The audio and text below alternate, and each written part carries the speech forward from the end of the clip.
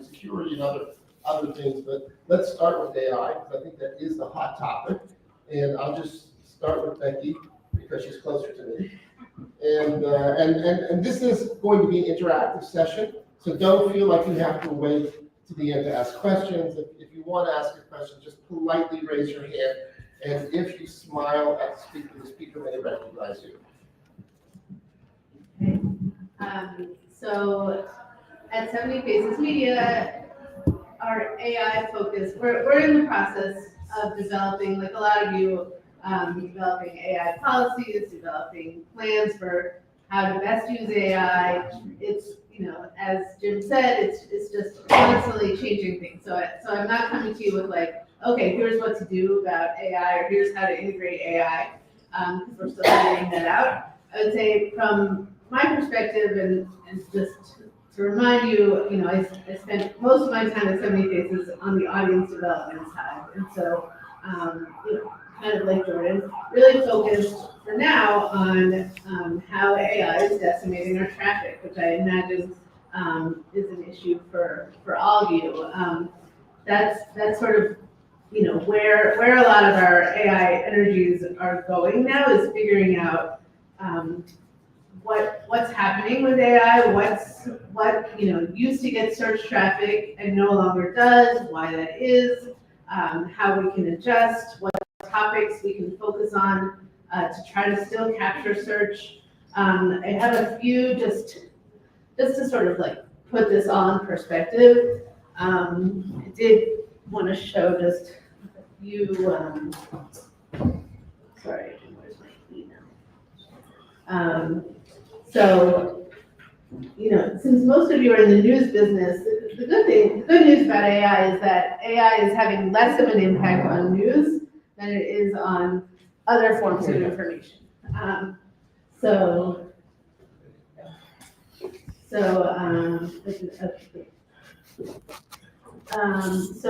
at 70 Faces Media, we have My Jewish Learning in addition to JTA, and for educational and informational websites, AI is like completely changing the game, and it's not pretty. So this is really I just wanted to show you like comparatively what we're looking at. This is My Jewish Learning traffic from Google this year so far. These are top stories from Google, and you can see just like My Jewish Learning, even though we've been really hit by AI, these are really good numbers. Our top stories all generate thousands and thousands and thousands of page views from search. So this is still going well, but when you compare it to the same time frame, these are the kind of referrals that we're seeing from ChatGPT. So, our top story from Google search this year had more than 46,000 page views, and our top story from ChatGPT this year has 52. So this is where we're going, right? This is sort of what we're all confronting, is the fact that as ChatGPT and other AI tools grow in usage, less and less traffic comes to publishers through those sources. So like I said, I don't have the answers, but I will say that like this is kind of just, this is what's on the mind of anybody who works in publishing these days. Two things that we're doing right now, and then I'll turn it over to Jordan. One is really looking deeply into search networks. So as we see changes in search traffic, there are still some wins. And so analyzing traffic to see what it is that's still working, what are the topics that people will still rely on search for versus ChatGPT or other tools, and really focusing in on those. That's becoming increasingly important. And then the second is really figuring out how to write for AI. Kind of, I was just talking about this with Joelle, and kind of like, years ago we all started writing for search. Not like every word we write is for search, but having search in mind when you write an article. What kind of headline is going to drive traffic through search? What are people going to be searching for? And I want to make sure that keyword is in my headline or in my first paragraph. So that's all changing, and now we're figuring out how to write for AI so that we do, hope to get the benefit of that referral traffic if it exists. So, yes. So what about, the previous speaker talked about news feeds like Apple News, and it takes some effort to get onto them, but do you think that's like a good enough potential alternative to search that we should be doing that? I think it's worth getting on. I would just say that like those are so dominated by the big players in the news space that it's just really hard. JTA is on Apple News technically, but the amount of traffic that we get from it is really minimal. I can just add that I get Apple News all the time. I've never seen JTA or any other Jewish news publisher in my Apple News feed. I'll try to. I'll just echo on that question. I don't worry about Apple News. I think about Google and Google only. The search that Becky is talking about is our number one referral. That's how people find the St. Louis Jewish Life. And we're talking, the interesting thing is you're talking about a national website and then we're local. We all have the same things. I looked at her numbers right there and I've seen the same exact thing just on a percentage basis. So a couple things that I think about that I want to make sure I get out is I don't look at AI as the problem it is a problem, but it's not something I can personally beat up and win. So I'm going to reverse engineer and make AI my tool to beat itself. I wrote this down. Actually, what I did is I went to AI and I asked AI, how do I use you? And AI, and I call him out and I talk to him as if he's a real person. And this is the quote we put together. The tools don't make the journalism, but when they work right, they give you more time and energy to do the journalism you want to do. So at the very minimum, at the end of this, I want you to look at AI as it is a problem, and there's something we have to deal with. We are all looking at how they are taking our content and doing exactly what Becky showed you. We're not getting referral traffic from it for now. There are efforts from what I'm hearing is how to protect your content maybe coming. You may be able to put up, there have been blockers. I've never used one, but supposedly they're out there and more coming to protect your integrity. We talked about it in Nashville last year. So that said, going back to what Llewellyn was talking about as far as, now I've lost what was her question? Apple News. I go back to Google. Everything to me is Google. And so the lessons that we all should be practicing on SEO absolutely need to be maintained. In fact, I use AI now. There are chats within there that are SEO experts. And I go through a story, I'll imprint the story into AI and I say, here's the keywords that I'm thinking. And AI might present me a couple other keywords that they think would be better. And then rewrite my first graph. How do you ask the question? Just like that. What do you see here? AI, what do you see my keywords being from this story? And how would they generate other words? He just looks at it. He reads it and he says, this keyword, this would be a better keyword for your story. It'll volunteer that. Yes. And then I will say, I will then go back to my story and technically rewrite my first graph or my first 100 words to make sure that my keyword is there. What I'm saying is that with SEO, you're going to, I hope at the moment, and I feel like my numbers prove it, I'm making up the loss of the chat. And people are using chat like a search tool by making sure everything I create is searchable and making sure my metadata is correct, that my URLs have the right keywords in them, that they're the right length, all that stuff. If you don't have that kind of tool in your CMS, get one. Yoast is free, and the basic stuff makes it very easy if you're on WordPress or whatever you have to make sure your SEO is good. I've also been, there's another new term that I've been learning called chunking. What chat is doing and search is doing is they're chunking your stories. And what they're doing is they're pulling that chunk. When you look at AI, those are chunks of someone's work. So I'm now writing in chunks.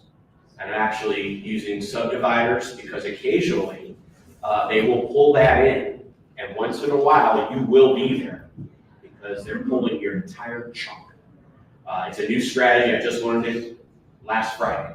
And so in the last 4 days, I've been writing stories in chunks with sub-headlines that are also SEO friendly, even a divider line to just create a chunk.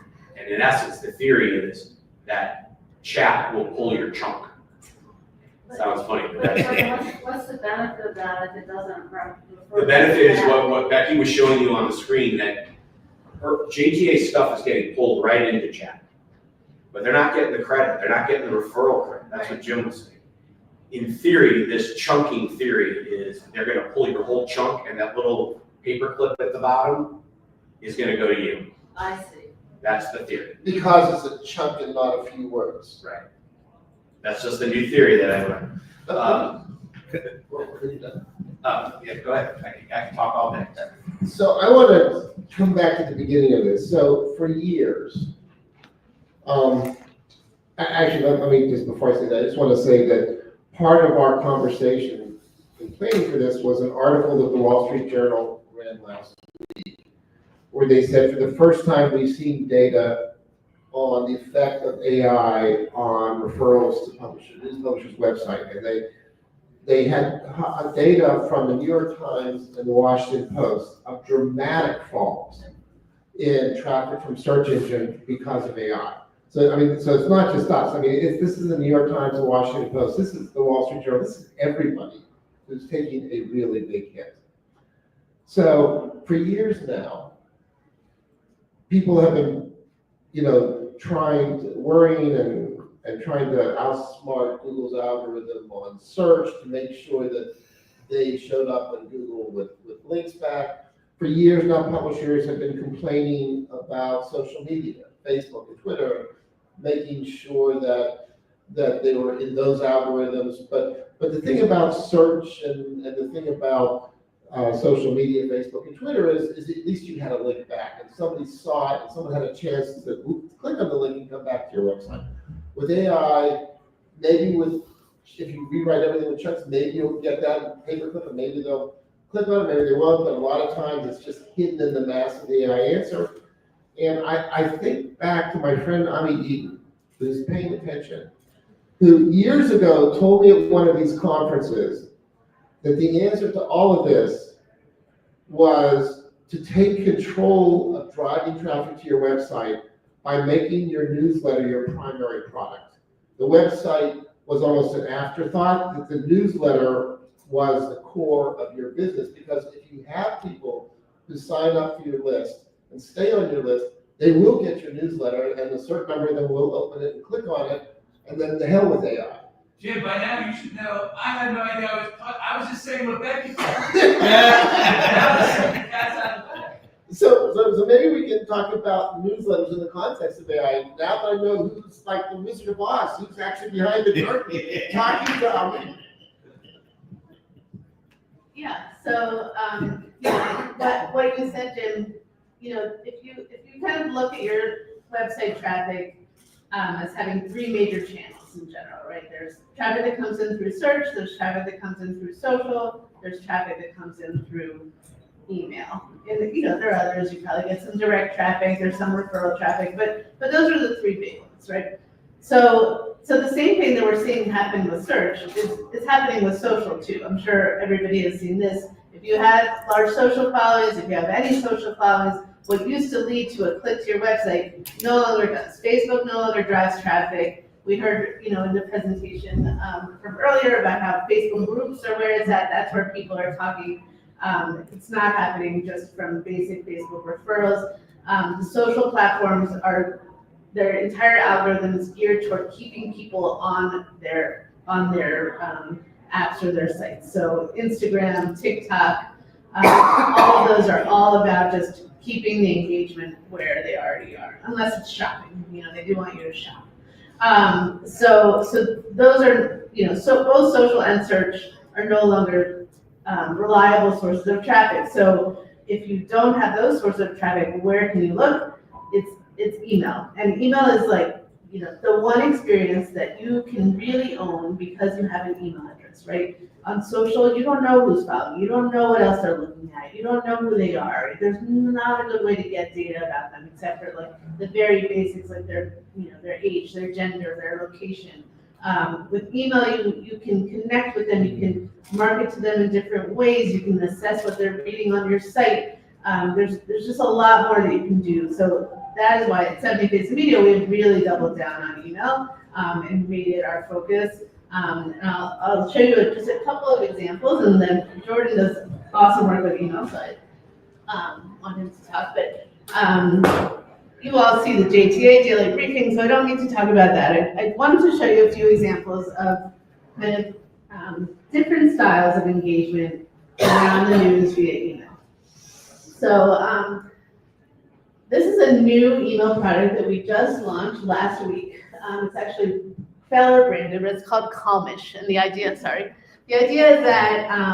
this is a time of high anxiety for Jews, right? We are stressed out about everything that's going on here in Israel, around the world, and Jews like to talk about anxiety in general anyway. So this is kind of I won't call it fun, but a different spin on this problem of anxiety is helping people through this moment. So we have an 8-part series called Calmish. You can sign up for it. It's all via email. But again, we're capturing people's email addresses. We're seeing, we're owning this. We're owning this experience because we know who these people are who are signing up.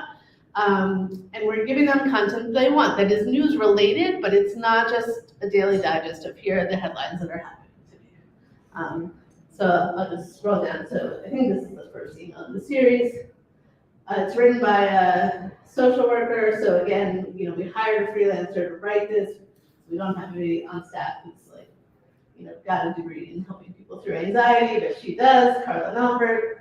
And it offers a little tip for the day. It kind of walks people through over the course of 8 emails how to deal with the anxiety of the moment. Not me, but it's a great title, right? The other one I wanted to show is this series called Jews in Ukraine, It's Complicated. So this is a co-branded series from My Jewish Learning and JTA. Again, we launched this, February, not in February 2022, but soon after the start of the Ukraine war, when obviously the focus of many Jews was on Ukraine and the Jewish community there, and what the history was, and we put together again. I think it's a 5 or 6 part series that kind of details the history of Jews in Ukraine, why we say it's complicated. Obviously we care about the community there, but Ukraine also has a long history of anti-Semitism. What's the story? What's Jewish life like there now? What is the Ukrainian emigre population like?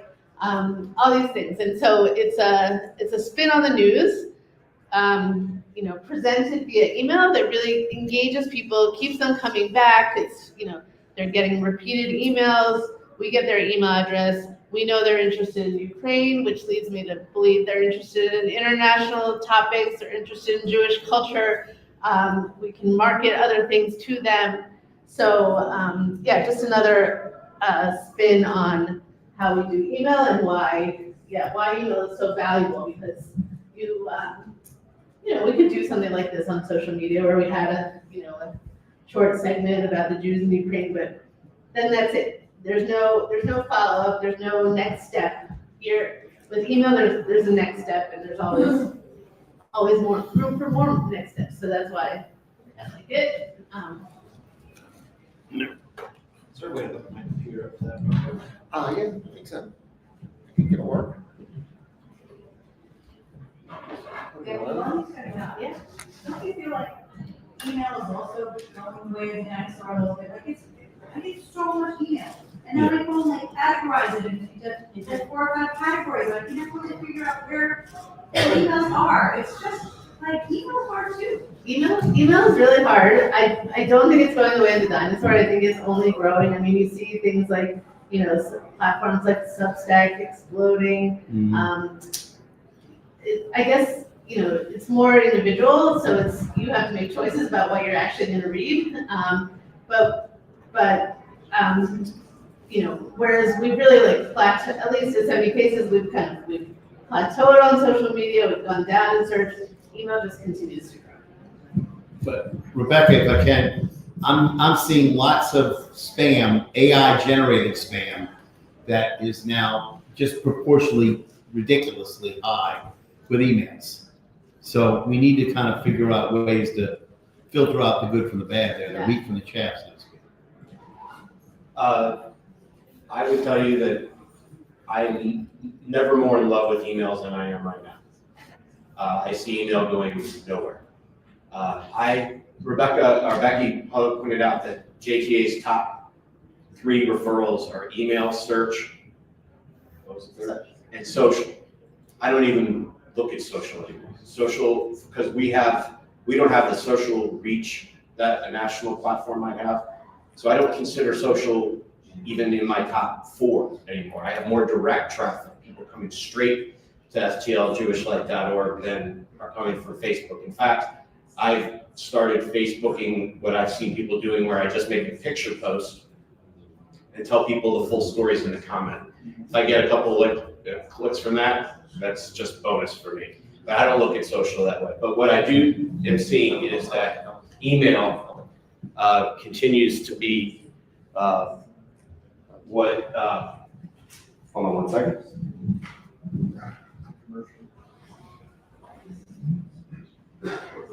Email continues to be how we are now identifying with our audience.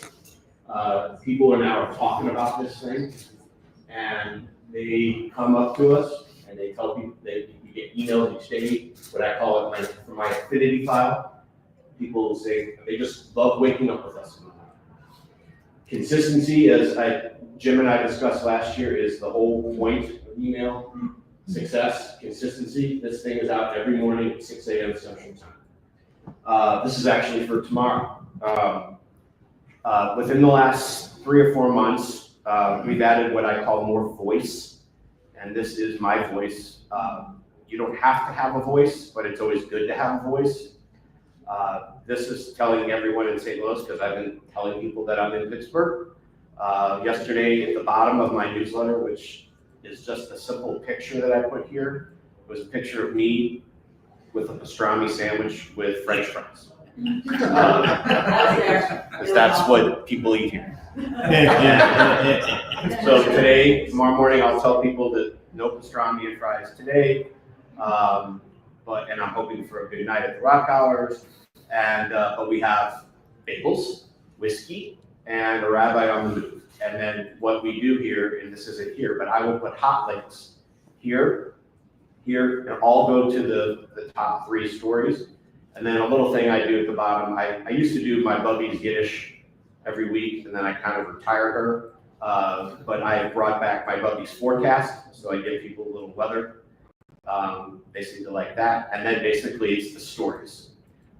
Simple headlines picture with a little bit of a teaser here at the top to kind of, I call it a subdivider. This is a young Jewish couple who own a distillery in St. Louis. They won some awards. This is the rabbi leaving town. This is us. I wrote a story overnight, what I learned from the survivors of the Pittsburgh synagogue shooting. So that will be in tomorrow. And then a real easy thing is I do the day before's top story. And it's short, it's simple, and it's not just so much the traffic that it generates. We're now seeing the affinity for the Jewish Light the way we saw 30 years ago when the paper was the only game in town. So I think of the email as more than just traffic driving. It's sort of our brand. And now it accompanies what we put in the paper, and people move seamlessly between receiving their newspapers every 2 weeks and checking us in the morning. We do have a few other newsletters, an Israel newsletter that goes out monthly, obituary email. Obituaries are big news in St. Louis. But those 3 emails are generating more traffic than anything before. And again, search is right there. Search and email are equivalent almost every day. Let me just follow up on the email discussion. I've seen from a lot of organizations that want to communicate with me an increasing push to try and get my cell phone number and get on their text messaging list. And I see MailChimp is always saying, hey, start up on text messages. I've seen people who are relying on WhatsApp chat groups instead of email or text messages. I guess WhatsApp is technically a social media, but it seems to be more in the email camp than Facebook. I was just talking to someone who says she gets all of her news of what's happening in Israel from Telegram. And so there is email and there's text messages and there are these things like WhatsApp and Telegram and Signal. And I just wonder what your thoughts are on that part of the universe.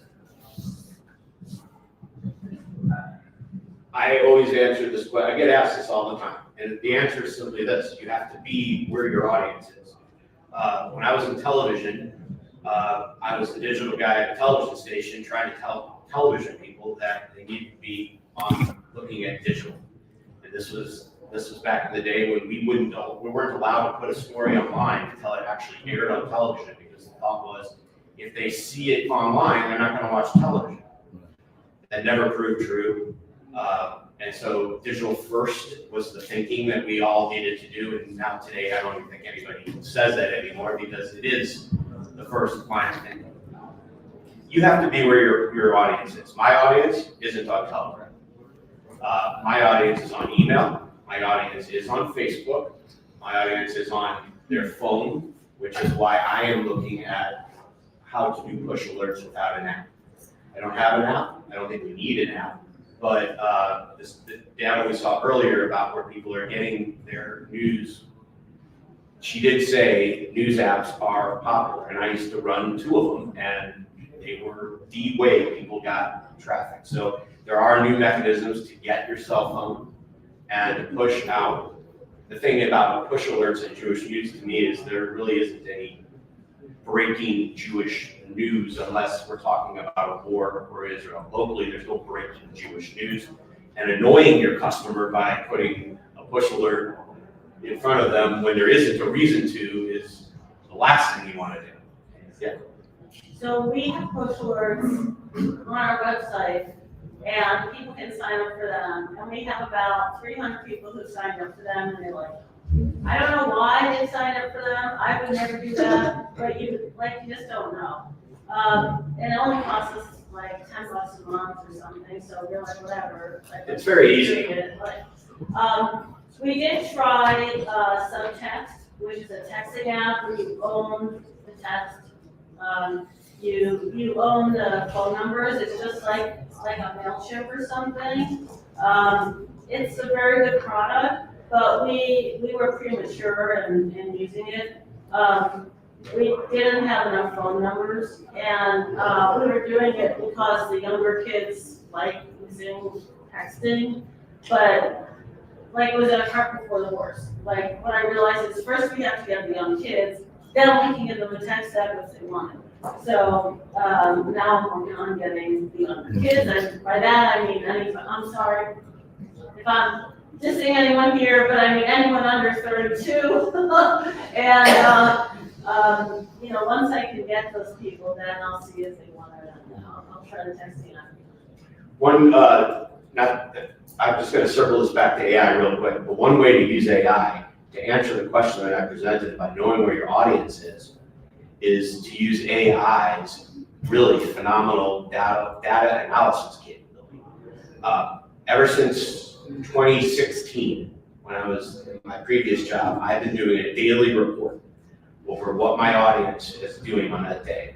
And I've shared it with many people in the room, and I'm happy to share them again. And since then, I have taken those reports and each day I plug them into my data analysis chat, and I say, analyze my day, and then my month, my week, and we look at what stories are resonating. We've created a new thing I call the tier system, where I take a story and I'll ask chat based on everything it's learned over my 10 years of data, what tier is this story?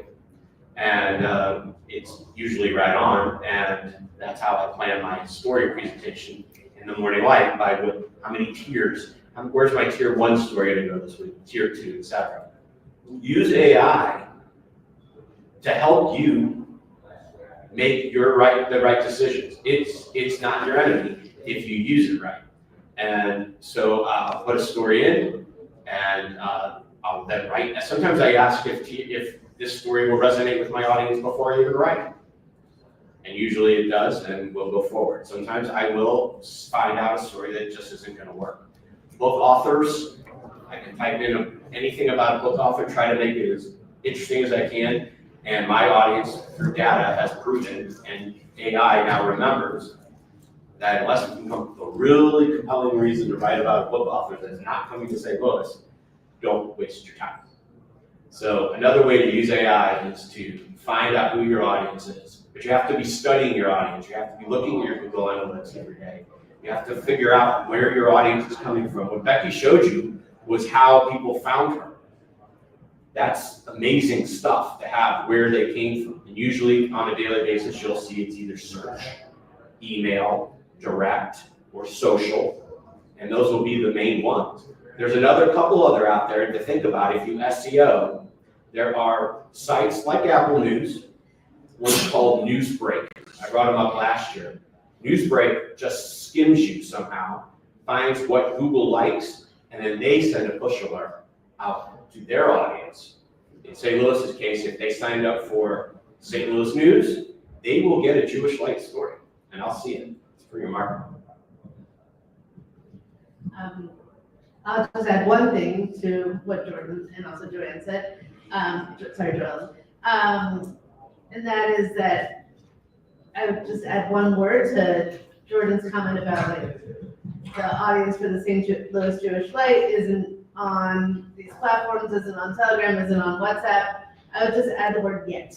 And I think, what we see is that, there's an adoption curve and these things will grow and, email will become eventually less important and WhatsApp will grow and channels that haven't even emerged yet will come. And I think the important thing for all of us in building our newsrooms is just having a sense of nimbleness so that when these things emerge as potential, platforms we need to be on, we can do it. And that there's somebody who knows what they are and that there's somebody who knows how to get on them and we can figure out how to build an audience on them. And so, I would say like nobody needs to rush home and set up a Telegram account, but should start to explore what that means and, what that might look like in the future. Can I echo that real quick? Yeah. She's absolutely right. In fact, I went back, this was the reverse of that. All of a sudden I started seeing traffic from Pinterest. Anyone remember that? Because I didn't, and I didn't even remember how I had an account. So I had to get that account reopened, and now I'm posting pictures on Pinterest again. And we're getting, it's not a lot, but all of a sudden it did show up. And it's not just it's an old one that came back. So yes, always got to know where your audience is. And then, yeah, she's right. When they're on Telegram, you need to know that they're on Telegram. So that's knowing your audience. I want to just make a quick comment about different AI engines and then ask Jordan a follow-up question. I think that everyone should know, if they don't know already, that AI is not just ChatGPT. There are lots of different AI engines, lots of different AI products. And if you had signed up last fall for 70 Faces Digital Journalism Summit, which was done in conjunction with AJPA, which you should have because it was a fabulous program, you may or may not have seen there was one really good session by an expert in AI who was talking about specific tools, AI products that were designed for journalists or journalism that were much better than ChatGPT for types of things that we do. And I don't know, is that still available to people? It's still available. You can go back and look at it if you didn't watch it live. Yeah, I'm sorry, Peggy, if you said sorry, I'm sorry, I had to something, but I just want to stress, like, I know a lot of what Becky, I know there's a lot of talk about the impact AI is having on like the external environment that we're in, and there's a lot of questions about that, but as we really start to chart our AI strategy, like, and we sort of rank these sort of first priority, second, third, and what are the no regret moves, focusing on how we can use AI internally, not just that editorial. The editorial post is the most, those are like the most complicated questions, but like how the entire organization is using AI. You know, and I just say like, I think when we talk about AI, like the journalists or whatever, we tend to focus on the very tough ethical journalism questions, but then there's like all the ways that everybody's organization can be functioning at a 20% higher level. Like, we don't sit there and say, oh, AI is going to cause us to reduce our 45 head count to 40. It's more like, with 45, can we do what 55 people do? And I just say that's something that everybody, I think, has to be thinking about. And it's definitely like what we're, you know, even more than like, oh, do we need a chatbot on hybrid learning? And just in terms of different AI engines and products, Jordan, I am curious, when you said I upload my performance reports into a data AI that analyzes for me what stories are doing, that's a good use of, in an analytic sense. I'm just curious what you're uploading to, what is the product? So I was on that session with 70 Faces when they did the chat, and I test ran a bunch of them. Claude, I did use Gemini, which is Google, right? I think that's in there. Yeah. I did about 4 or 5 of them, and honestly, I came back to ChatGPT. And the reason I did was I had a very small budget that I was allowed to spend on a monthly basis, and once you get through some of the free functions, I was accelerating past them quickly, and so I just came back to Chat, which I do pay for at a certain level. So within Chat, there are other GPTs that you can search. And I also went to Google and searched the best data analysis chats, and there happened to be a good one in there that so far has been working fine for me. So it is a Chat GPT inside Chat GPT. Does it have a name or? It's just, they have different names, but this one is just called Media Data and Analysis. It's that simple. And then I change its name, I save it, and I put it in a folder. And then each day I go back, I say, here's today's numbers, and then but I've also told it what I want to know. I want to know, certain things about certain stories, because occasionally we'll tier a story that we think is a top tier, and then the next day it doesn't do well. So I say, make note that this tier 1 story didn't do well, so that it remembers it the next time. Yeah. So I have 2 questions. So one, I'm interested in what analytics you're using, because we have Google Analytics, but we've been thinking about Parsley or something like that. So I want to know like which analytics you're using to feed into ChatGPT. So what we do is, I have a consultant service called 21st Digital. It's a digital marketing company out of Dallas. And they have built, let me tell you why. When we went from Google Analytics, technically 3 to Google Analytics 4, I found it to be clunky and not as easy to use. So 21st Digital knew how data-driven I was. They built me a dashboard. And I go to the dashboard, which pulls in my Google Analytics. So the numbers that I think you're asking for are views, which used to be page views, visitors, sessions, time on site, and pages per session. I think that's what it is. So basically 5, but it also tracks my referrals. So I'll go and see that on a given day, out of the 8,000 views I got that day. And a good day would be 4,000 sessions, 3,500 unique visitors, I guess, where they came from. And it's usually search, email, direct, social, other. And it all in one big screen for me. And then there's a couple other things. So Google, so I take that and I make my daily report, which I will send you. But then in my daily report, I'm also talking about what do I notice? And I'll notice that on this day, I should have put my name, I should have put this person's name in a story. I ran a headline, or this Israel story didn't work. And I got to remember not to do July 4th stories because our audience doesn't care about, American holidays. They don't resonate. So I make little notes to myself, and then I clock the stories, the top 5, which ones were in the email, which weren't, which got over 200 reads, which didn't, and that's part of the tier system study. And then I plug that all into AI, and it remembers it. I'll just add a note about Parsley. We use Google Analytics as like our analytics of truth, like those are the numbers that we report out.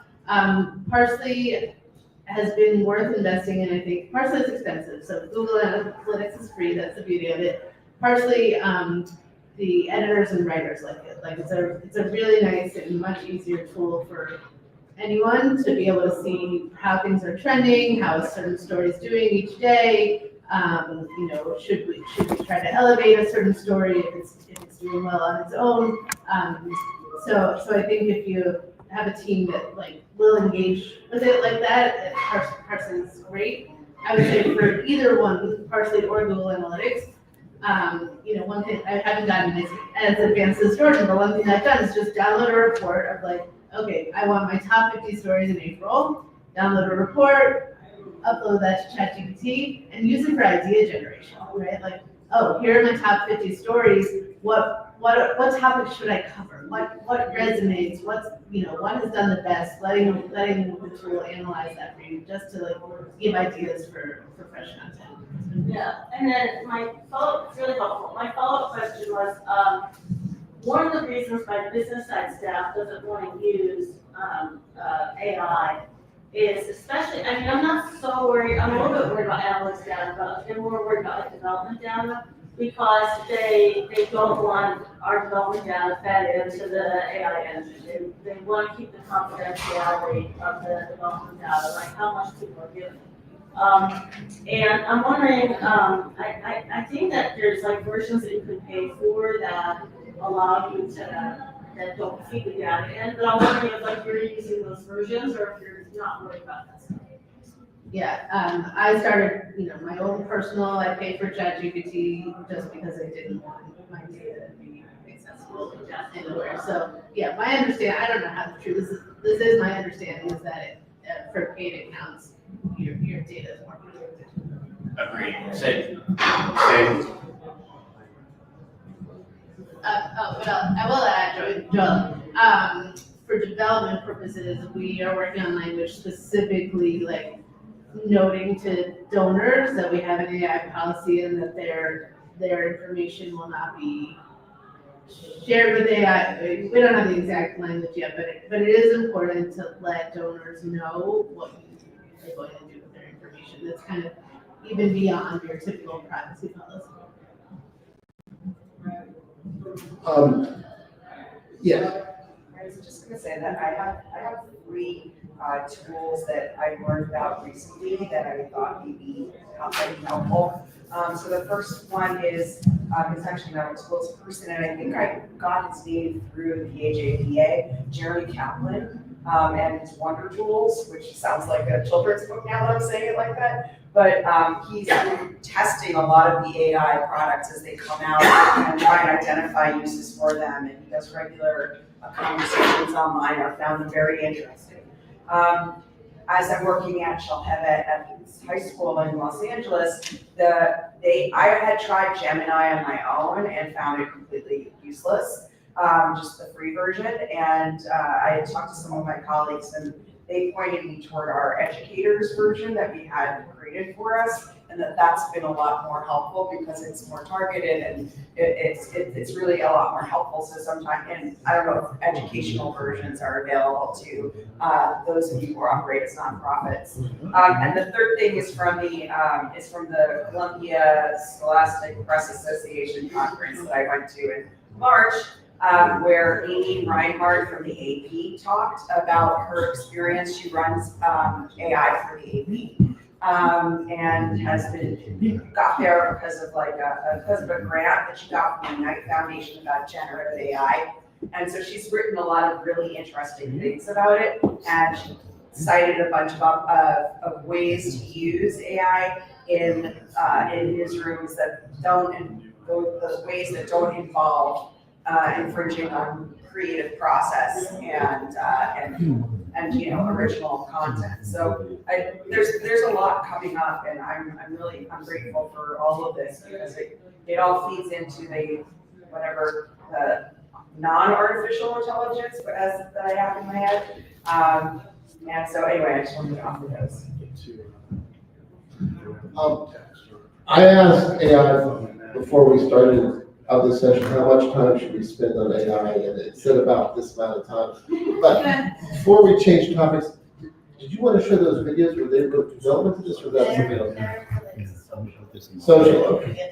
Okay, well, let's talk about social, and I'll just kick it off. There's a lot to say about social, but I will just tell you that one of the things that has been most vexing to us, aside from whatever we've said about social and the traffic and all that, is the harassment, the doxing, the wars, especially since October 7th, it's been before, but we have been subject to global troll attacks on chocolate chip recipes with people posting anti-Semitic messages from Pakistan.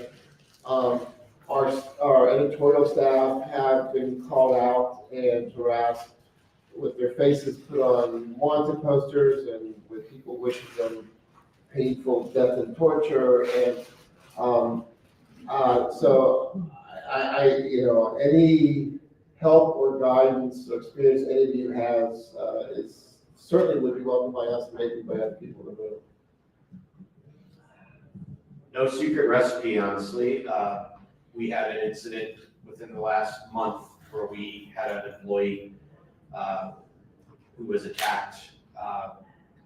It was all over the world. She, like you said, it's almost robotic in a way, and you have to remember that these aren't real people most of the time. There's really no easy trick. The only thing I do on Facebook posts is I go and I make sure that the only people that can comment on them are people who follow us within the last 24 hours. Facebook does not do a really great job of giving you the tools to protect. You can turn commenting off. We actually did turn commenting off on our website. It wasn't, we did it because it got broken, but then we realized how much time we were saving by not having to police every story we published comments. And then there was a little bit of blowback. Well, that's you're curtailing your audience's First Amendment rights, and that's absolutely not true. You don't have a right to speak on something on our page by definition. And if we take away the right, we're certainly not violating someone's right. We just take away the ability to comment. And that has really just saved time. It's really up to you how much you want to invest in it. But I will say this, it's ebb and flow. When this was going on, it seemed like the end of the world. And then they move on, and we haven't heard from them since. And every post that's there could still be commented on, but it's like a shark. They found another victim back there. Yeah, Jordan, I'll share with you all the story that we published last week. I saw that. Real life story, you want to talk about it? No, it's your story. Please, you tell me. Yeah, do the headline. So here's the headline of the story we published last week. And this originated from, it started on social media and then became real world where this person actually showed up at our doorstep. The woman's name is Patricia Boncheck. Boncheck sentenced to nearly 3 years in prison for anti-Semitic threats against CJN employees. So this woman, who I know personally, she was targeting me, but she went through 2 of our employees. And she literally harassed on voicemails, saying in one voicemail to one of our employees, "You don't know who I am, you never will." And yet her phone number and her caller ID showed up in the voicemail. Plus, as soon as I heard the message within 5 seconds, I knew exactly what it was. So we involved Jewish Federation of Cleveland Security, as well as our local police, police report, gave statements, and after about 2.5 years, she was just last week sentenced to nearly 3 years in prison for what she did to us. And the daily newspaper picks up, and we obviously wrote about it. You take the protection, I gave it, you'll see, if you read the article, you'll see the statement that I gave, acknowledging that this person clearly has, and it was identified in the court, so we took her from court. She has mental health issues, and we sympathize with those. However, we know this behavior doesn't this doesn't give you the right to express hate and threats against Jewish people. We were clearly targeted. She did this to her ex-husband, who's the father of her 2 children, who she lost, obviously, because she's in for mother, about 30 broken bones now. This all started on social media, and carried out further. She delivered to one of our employees a cake apologizing for her behavior well before she was incarcerated. She's been in and out of psychiatric hospitals and jail cells multiple times, and we obviously called the police, had them come get the cake. The hush up was not good. The hush up was not good. It was a cake. We weren't going to take it. And what triggered it? Wait, one at a time. Go ahead. There were multiple threats, yes. Yes. I'm gonna kill you, die in your waters, shoot my language. What was the trigger for this? Where did we see the hate, but where did it come from? Why It came from her hate not only against Jewish people, she previously was a college professor who was terminated because there were YouTube videos that she posted, trashing, acting between charge, I'll be very careful what I say, basically against Asian people. So we weren't just the only ones that she was, picking on, but, yeah, there were threats and. So were these hate crimes? There were 8 crimes, yeah. She was actually, convicted of,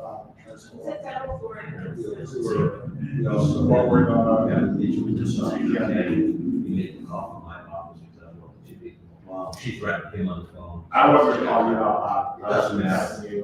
Yeah, she threatened the police officer also. She also escaped prison. She had an ankle bracelet and found her in Florida. That became a federal case. I asked the So where's prosecutor. the Jews are? Oh, AC meeting. AZB? No, AC meeting. All lowercase. She goes, I don't know if they found her in Florida. Yeah, so. Crazy. She was sentenced on June 12th by U.S. District Judge Phil Calabrese following investigation into her 7 counts of interstate threat communications, which was open. This has been going on since 2023, November 1st, 2023. And the threats she made to CJ employees involved calling them a quote scumbag Jew, and so that one of the employees would quote pay for your disgusting reptilian, vile, Jewish, disgusting, pathetic, untalented ways as human beings. I will also say on this note, if you are a website or you have a social platform and you have a single person like that individually coming after you, that to me is more dangerous than what happened to us, which is robot farms all over the country hitting our Instagram page. So do note that when you have a mass attack on social, everyone commenting on a post, it's definitely worth making sure your Federation security knows about it.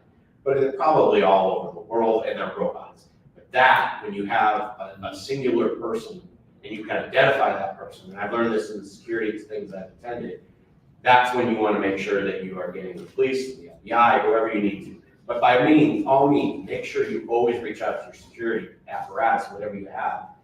Even if you do just get a massive amount of comments on your Instagram. Do not, it's worth noting. do Don't blow it not off. take these lightly and don't blow them off. We have a brand new reporter that is 2 months out of J school. She started us probably one of her third or fourth assignments. She got an email from somebody that was horrible about her personally, about something she wrote. She sent it to Bob. Bob sent it to me. I forwarded it right up to the police chief and Federation Security because we want to make sure that they're alert.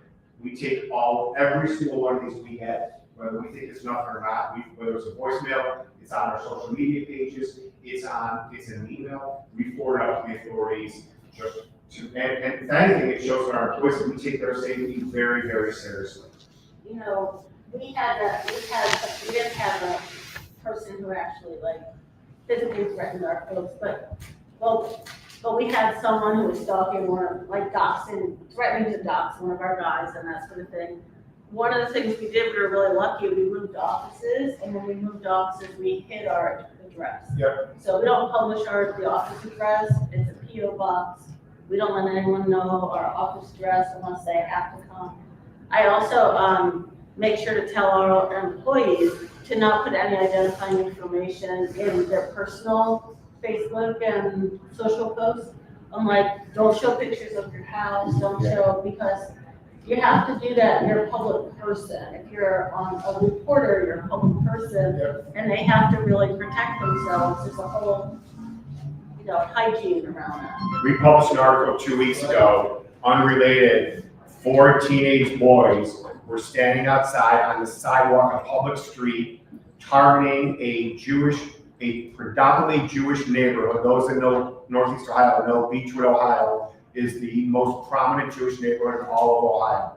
Standing there, 14 and 15-year-old boys standing outside there wearing keffiyehs, having draped around Palestinian flags, posing for a photo. It was on social media. We picked it up. We wrote a story about it, got a statement from the chief of police, from the city, as well as police report. 2 police reports were filed. Within 24 hours, we received threatening voicemails saying every expletive you can imagine, plus followed up with emails, not only calling us scumbags and saying the F word multiple times, demanding that the city issue a retraction for calling these people out, and demanding that we take our story down. Lastly, on this topic, if you don't have a social media policy in place,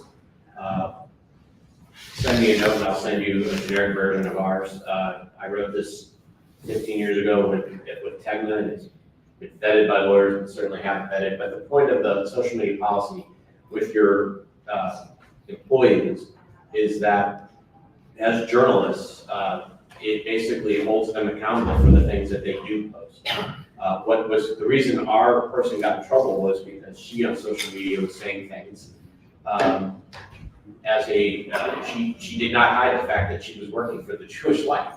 And these are things that as journalists, even if you're on the sales side, you're still part of the media here. This policy is in order to prevent. Yes, it's very controversial in the world, I get it, but there has to be some kind of guidance.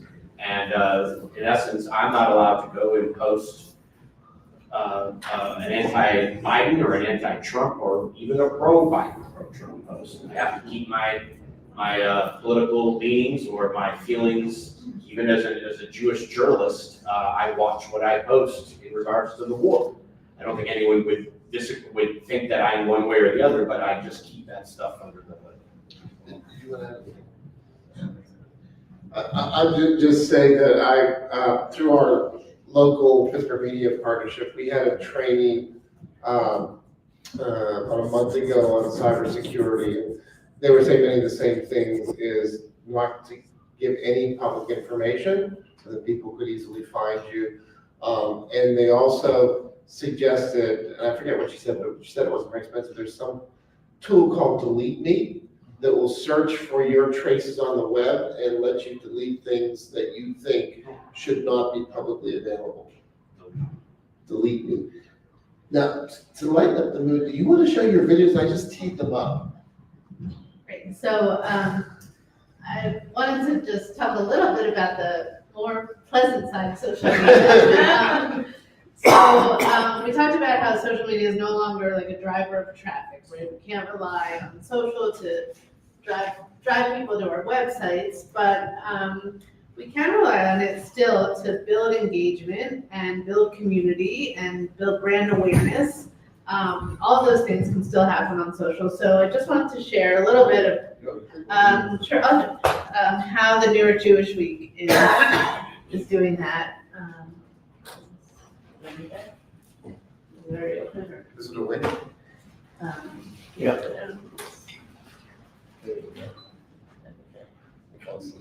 Yeah.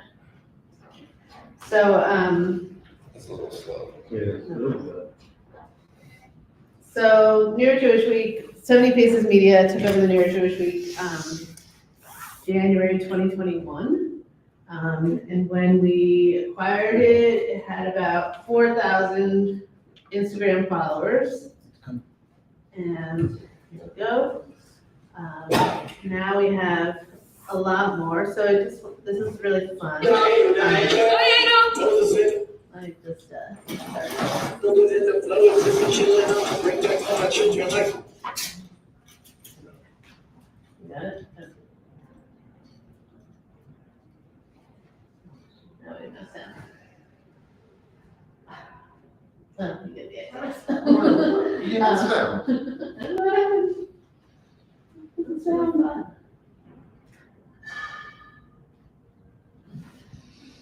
Alright, but just so you know, like, we could write a story about the Subway Seder, right? And it would get a few thousand page views and people would read it. But this got 850,000 views on Instagram.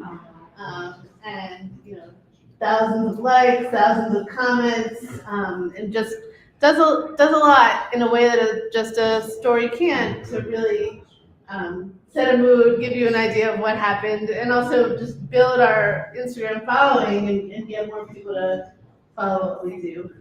So that's one example. I'm sorry, I don't know what happened to the email. You want Outlook on the taskbar. And then the other one, just another New York Jewish Week example. So this is a video about a New York-based Jewish candy company who all had their Passover candies, I'm sure. Again, you know, hundreds of thousands of people watch this.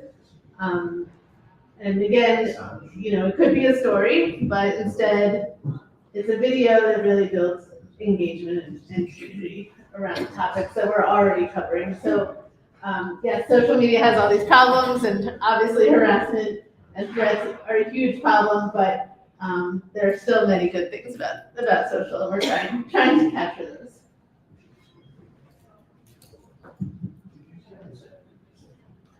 Thank you. Well, I think that this might be a good thing to end on. It's a little less depressing than some of the other things. I want to thank both of you. Sorry, please go ahead. Yeah, so for an organization that's small and doesn't have a dedicated social media editor, or maybe has limited resources, what is an easy way or a simple way that they could take the content they are producing, whether it's a written story, and apply it to social media? Would it be taking a screenshot of the story and posting it to Instagram, because that's where most millennials are, or recording themselves reading part of the story and saying, go check it out on our page? Like, what suggestions do you have for people with kind of like low resources? Definitely not, the screenshotting and just linking really doesn't work. Video, especially on Instagram, is really what's gonna build your following. We started also, the New York Jewish Week does now have a full-time social media person, but we didn't start off that way. We started, just experimenting a little bit, hiring staff, staff will take a video, or you can, hire a freelancer to do an interesting video, kind of like walking around town like these videos do. So that might be one way to experiment. There are tools that can kind of create a video for you. There are AI video tools, some better than others, not to generate brand new videos from, suspect sources, but to kind of turn content that you already have, whether it's photos, into a video. You could try that. Jordan, any ideas? This is a tough one because it really is about where your audience is. So if your audience is on Instagram and you want to figure a way to move your content to Instagram, the best way that I can think of, and the only reason I don't do it is because I just don't have the time or the resources, but I used to do, in mainstream media, we used to take our 5 headlines, and I had a forward-facing digital producer who produced it herself, and because stories allows you to link through, she would stand in a different place in the newsroom, and I think you had 15 seconds. So she would have 15 seconds to kind of explain the gist of the story, and these are usually kind of fun and light stories, and then would point, to click for the link, and then she'd put stuff on the screen that made it fun to watch, and then she'd string them together, and it was our news story, which was 4 or 5 different, I think they call them frames. And that was and they just drove 2 people to headlines. That actually drove referral traffic from Instagram. I will say it worked pretty darn good. The farther you got, the top stories would go first. Usually they don't get all the way through, but that's the best way. But I would tell you the best thing that I can tell you as far as creating content for other social platforms is to be organic with that platform. So I've tried for years to try to get people to go to Instagram for my headlines. But again, you gotta remember, Instagram is a photo-driven storyteller, and I don't have a lot of great photos. And so I don't use it that way. So use the platform for what it's designed. If you have the ability to find a person who's great with their phone and can go out and make specific kinds of video, like Marty's Cooking with Bubby. This is a specific video that they made. Now you could chunk it, using that word again, you could chunk that into little sections of funny things using what we saw from our Zoom friends yesterday about the funny 3 questions at the end. You could, in a way, structure the funny 3 things that happen on our interviews if you're shooting video. Make it so that you're using the platform for what it's designed for. Forced content never works.